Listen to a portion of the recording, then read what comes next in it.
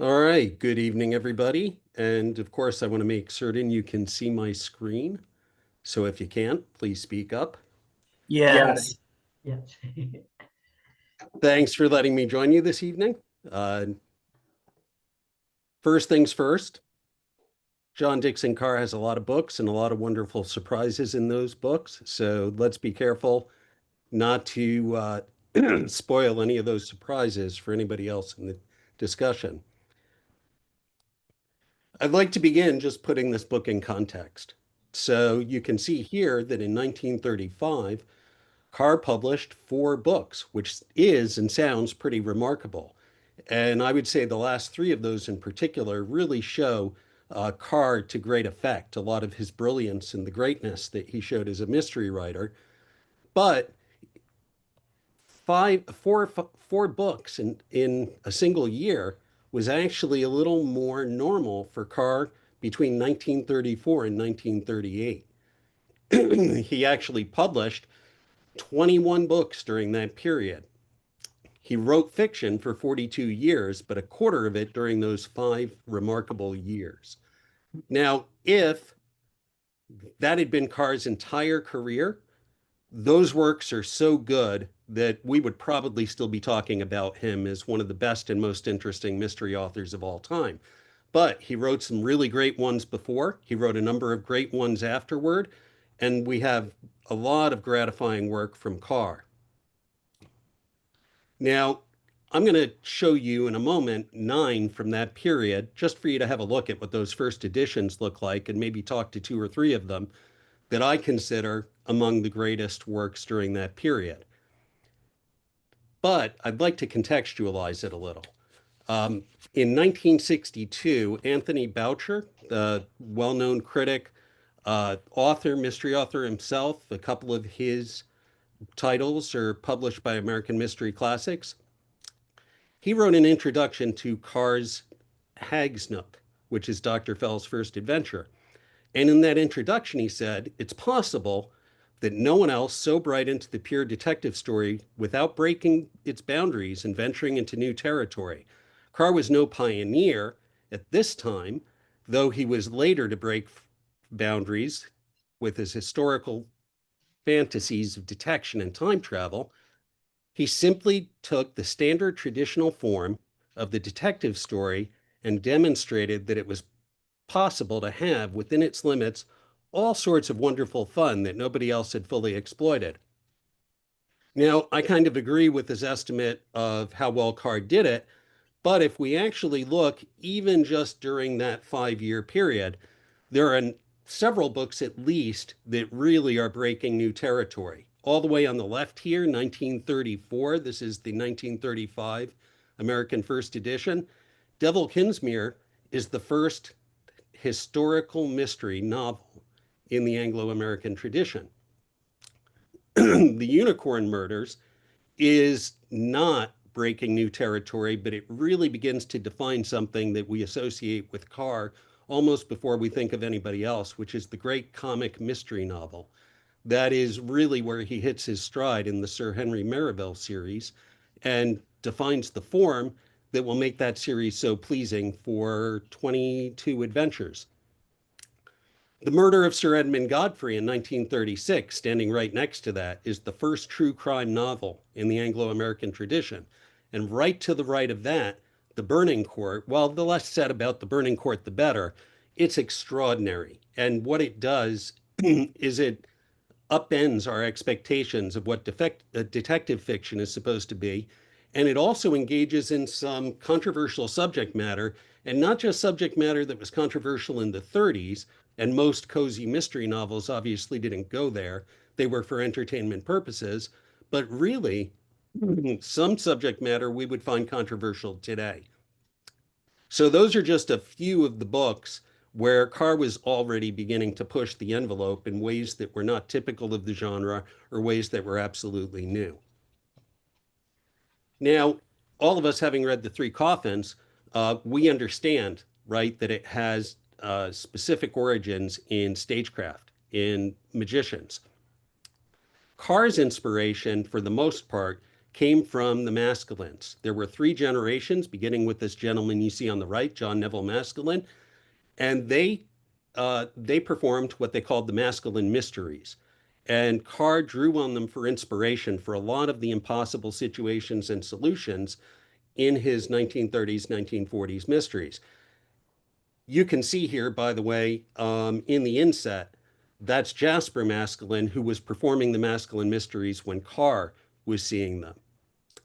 And in a letter in 1969, he admitted to a correspondent that the miraculous circumstances that seemed to define Grimaud's death were actually based upon an illusion that Jasper performed that he saw. And there is definitely a little thrown in there, which Carr also acknowledged from Harry Houdini, but the Maskelynes were a source of great inspiration for Carr in terms of designing impossible situations.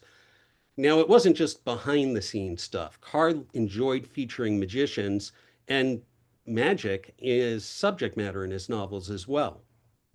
So I've listed a few here. This is not comprehensive, but there's some of the more interesting ones. The Crooked Hinge, which is great. The Gilded Man, another adventure of Henry Merivale. He Wouldn't Kill Patients, and A Graveyard to Let all draw for their subject matter and their plots on magic being part of the situation. Now, the Maskelynes began, John Neville Maskelyne, all the way back in 1873, performing at what you can see there on the left-hand side, Egyptian Hall. That is a hand-colored steel-cut engraving depicting the hall. And on the back, if you could turn this copy over physically, you would see that plate indicating it's from the collection of Milburn Christopher, an American magician. You would also see, which is very hard to read, so there's no picture here, in his own hand, given me by John Dickson Carr.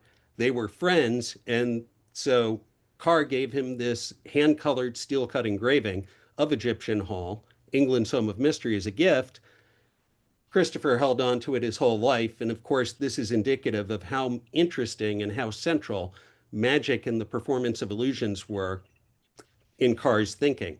Now, on the right, you see a brochure from a program from 1878, and that shows, if you notice in the details, Maskelyne's two famous automatons, mystery machines that seem to come to life on their own and do things that machines shouldn't be able to do, Psycho and Zoe. These will feature in three as subject matter in three of Carr's own novels, beginning with The Burning Court, Crooked Hinge, and He Wouldn't Kill Patients. So those of you who've read any of those, your eyes, no doubt, would have picked out immediately Psycho and Zoe. Those automatons were peculiarly interesting to him. Let's go back to the Three Coffins. In fact, the letter that went out spoke about the fact that the English edition, and as we mentioned earlier, is called The Hollow Man. Now, it's a little pet peeve of mine because some people think The Hollow Man is the original title, and it is not. This is the first edition that you see on the left-hand side, and next to it, there is a letter that was written by Hamish Hamilton, his British publisher, in July of 1937 after he received the manuscript. You may not be able to read that, so I'll read you what it says. My dear Carr, I wouldn't bother you on holiday except for urgent reasons. Luckily, it isn't a matter which need interfere with your enjoyment. Indeed, you need only rise from your recumbent position for long enough to scribble a postcard. We all feel that The Three Coffins isn't a particularly attractive title for the new book. It may be suitable, but I'm afraid it's going to put a good many people off, as its implications are a little Undertaker-ish. I believe it is a fact that a great many casual readers are strongly attracted or repelled by titles, and I'm pretty sure which they will feel about The Three Coffins. Can you possibly suggest a few alternatives? If not, and you feel very strongly that we ought to have the same title as Harper's, I'll say no more. Well, Carr did get out of his recumbent position literally just long enough to scribble a postcard in response. Here you can see a reproduction of the postcard, and it's probably difficult for you to read Carr's handwriting there. It's only the first paragraph that matters, so I'll read that for you. He writes back, it's quite all right to change the title. Offhand, I haven't many suggestions. What about The Hollow Man? Anything suggestive of murder and magic would be, I'm afraid, either too cloying or commonplace. Let me know what you think. I'll see if I can devise something.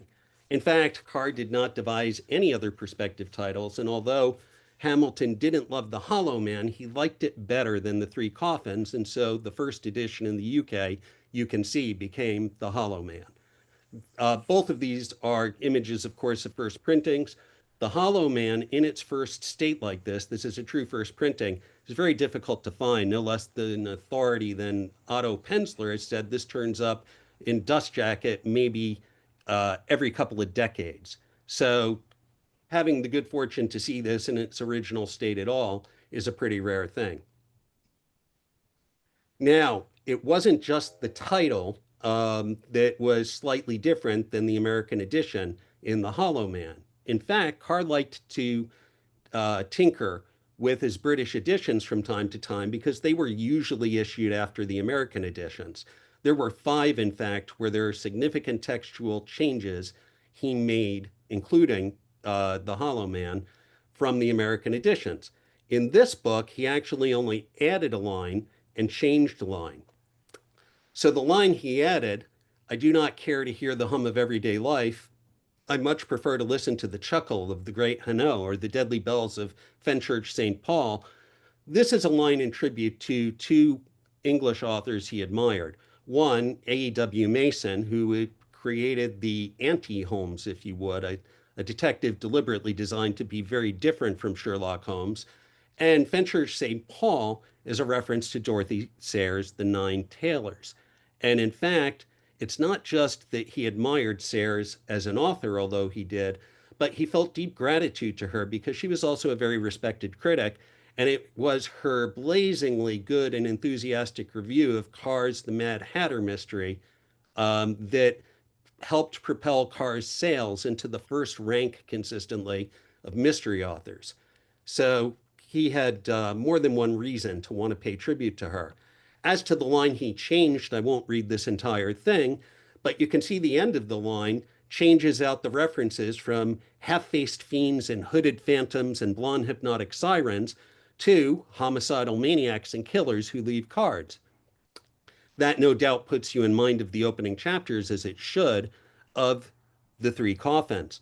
But Carr virtually certainly, in my opinion anyway, had another thing in mind, and that was his second ever novel, which is called The Lost Gallows.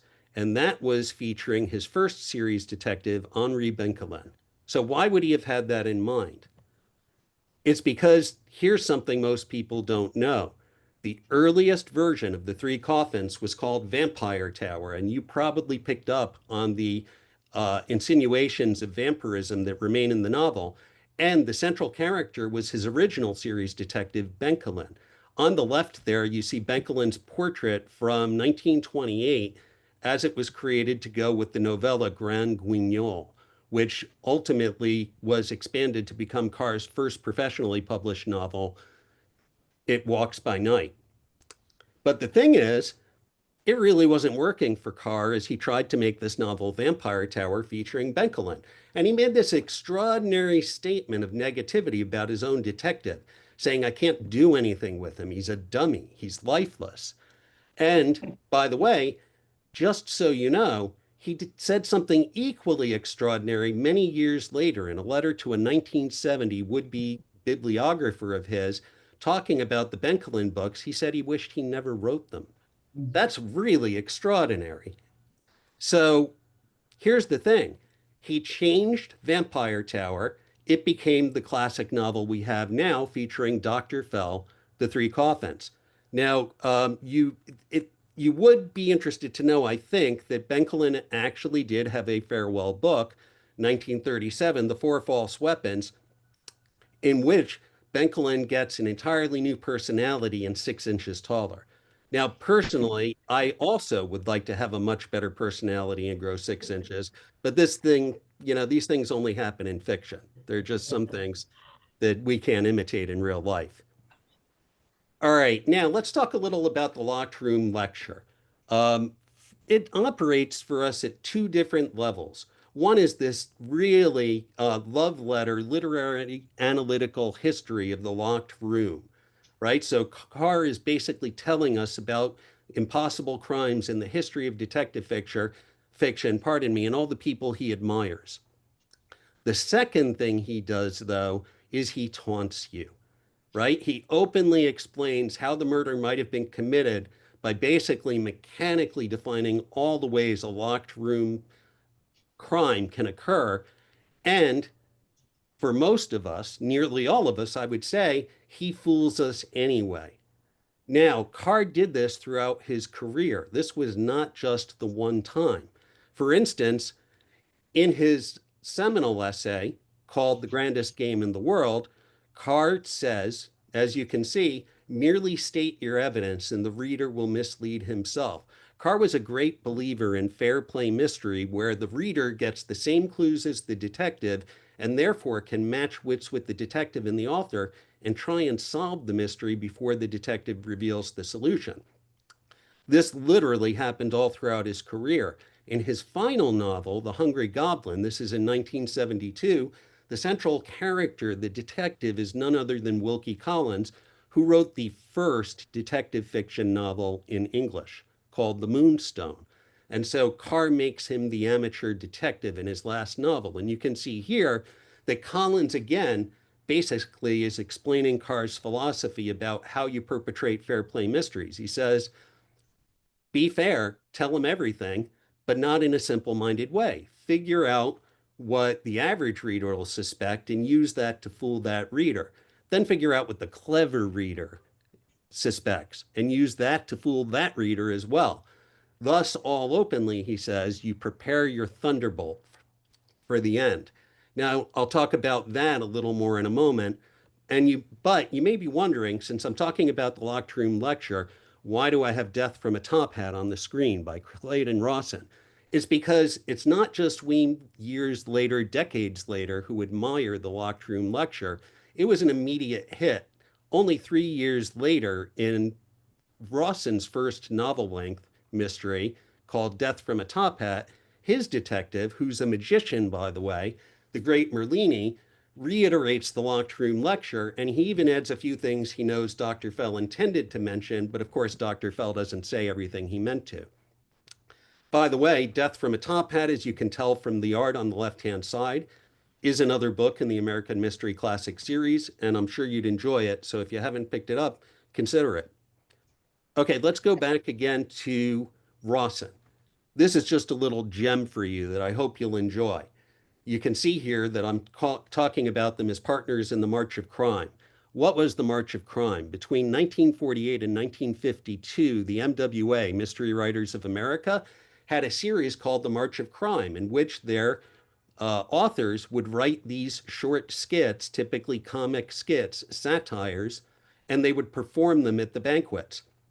Here in 1949, we're seeing Carr in false whiskers, second from the left, playing the French ambassador, and that is Clayton Rawson to the left, all 6'4" of him playing Sherlock Holmes.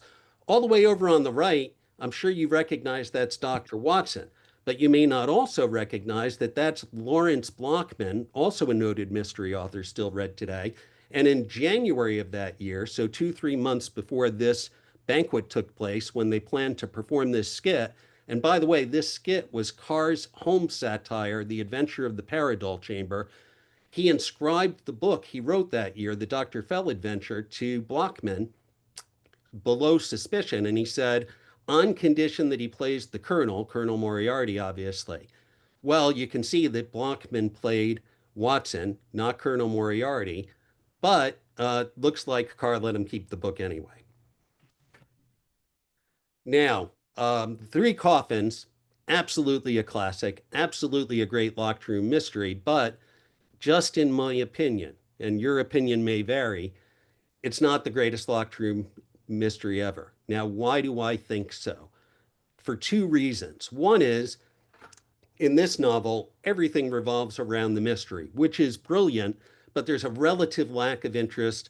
The characters don't have any subplots going on. There's not a lot of humor. There's not a lot of development of the characters such that you love one character and you despise another. So It is a brilliant puzzle novel, but it is not a richer, more complete novel. The other thing, and again, this is just my opinion, is the solution is too clever. So it's not that he uses maps or timelines. Those are very typical of what are called GAD, right? Golden Age of Detection mystery novels.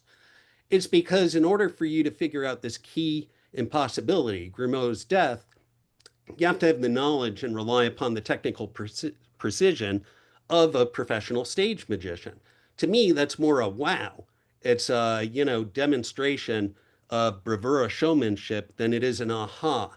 So what do I mean by aha? Here's what I'm going to do. I'm going to read you just a few brief excerpts from G.K. Chesterton, whom Carr frequently called his literary idol, talking about how a great mystery should wrap up. He was also, by the way, Chesterton, in addition to being the author of the Father Brown mysteries, he was a prolific essayist, and he wrote a number of essays on detective fiction.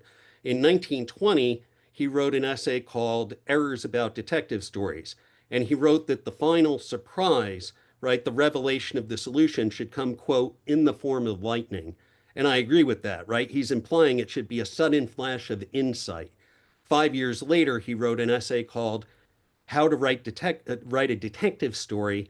And he said the climax must not only be the bursting of a bubble, but rather the breaking of the dawn. So again, illumination, right? The gradually dawning on you. Finally, in 1930, he wrote an essay called The Ideal Detective Story, and he added this. He said, the essence of a mystery tale is that we are suddenly confronted with a truth which we have never suspected and yet can see to be true.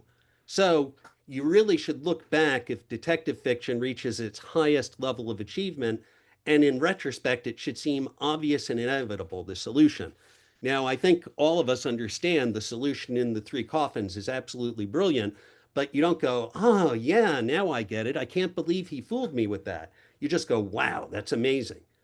Now, given that that's my opinion, which locked room mysteries, particularly by Carr, would I say are maybe the greatest or in the top few?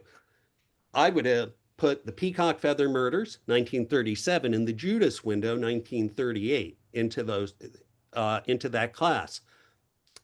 Both of them are richer in all those contexts I mentioned before. They have subplots going on. They have characters that are more interesting.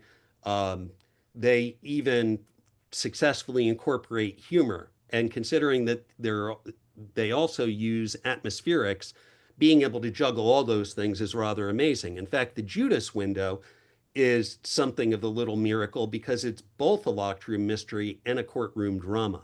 So, in terms of basically really squeezing all the juice out of the genre, Carr does an amazing job with that.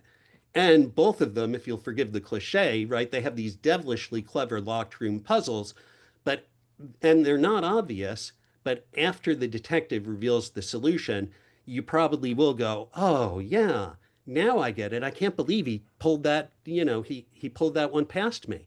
So they're very gratifying because you are entertained as well as being fooled. Now, in fairness to Carr, the difference between a stage magician and the writer of an impossible crime novel is that the magician only has to fool you to make you happy. The detective novelist not only has to fool you, but then he's got to explain how he did it and leave you just as happy that you were fooled. That's a more complex, more difficult thing to do, and Carr does it an amazing number of times. Okay, there's one other thing I think it will behoove you to keep in mind as you look back on the Three Coffins, and that's Carr and continuity. So, what do I mean by that? Carr loved to play all sorts of games in his novels, and one of them was he liked subtle bits of continuity. Now, I'm not talking about the references you saw that were openly referring to the preceding cases here that you see on screen. I'm talking about subtler things. Now, these four books, the other three of which are mentioned in the Three Coffins, are basically the story of Ted Rampole. So he is the young sidekick, and he's called Tad, not Ted Rampole, in Hagsnook, which is Dr. Fell's first adventure. He becomes the unnamed anonymous narrator at the beginning of Death Watch, And then he returns just as Rampole without his first name being mentioned in the Mad Hatter mystery. Finally, in the Three Coffins, we get him and we get his wife, who was his romantic interest in Hag's Nook in this adventure, The Three Coffins. So Carr did this repeatedly. He had two other young detectives, for example, Jeff Marl, who was the sidekick of Benkelin, and who again became an anonymous narrator, for instance, in Poison and Jest, and Ken Blake, who was a young sidekick to Sir Henry Marivelle in that series. And he likes to have those story arcs, but he also likes to have subtle callbacks. So, for example, Grimaud died in this novel, but to Carr's way of thinking, that's no reason you won't encounter Grimaud again. And I'm not going to say anything more about that except keep reading Carr. But Carr loved to play continuity games that not only stretched over books, in some cases, literally nearly 50 years from the beginning of his career until the end, picking up on threads and telling later parts of the story.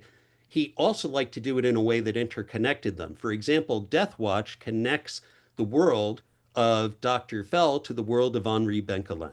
And there are books that connect Dr. Fell to Sir Henry Marivelle. And there are standalone novels that connect to them. So he likes to do all this subtle, playful world building, and it can be additionally entertaining to him if you catch him out on that. Now, the mechanics and the elements of Grimaud's murder, literally from the first story Carr ever wrote in 1921, are shared in part or whole with the Three Coffins and other novels. And one of Carr's remarkable gifts is that he can take some of the same mechanics and spin them in such a way that even though he pulled the wool over your eyes in this 3 books ago using essentially the same trick, he's got a great chance of fooling you again because he has a way to make things seem different and new. So watch out for those recurring elements, especially masks. Of course, the paper mache mask is such a big element here. And again, Carr's very first 2 stories featured murderers or monsters in masks, and he continued using them throughout his career. And disguise is always important to him, but masks in particular tend to be very meaningful. They're clues or they're hints to the psychology of what people are thinking or the way they might act. Whenever you see a mask, it's a special signal in Carr's mystery fiction. And you pay a little more attention to it, you'll get a little more out of the book or maybe even come closer to solving the mystery. So as you read more and more Carr, you're going to pick up on these bits of continuity because Carr just loved games. He wanted to get people's attention in subtle ways, and he wanted to give them more to think about that made the mystery richer and more complex.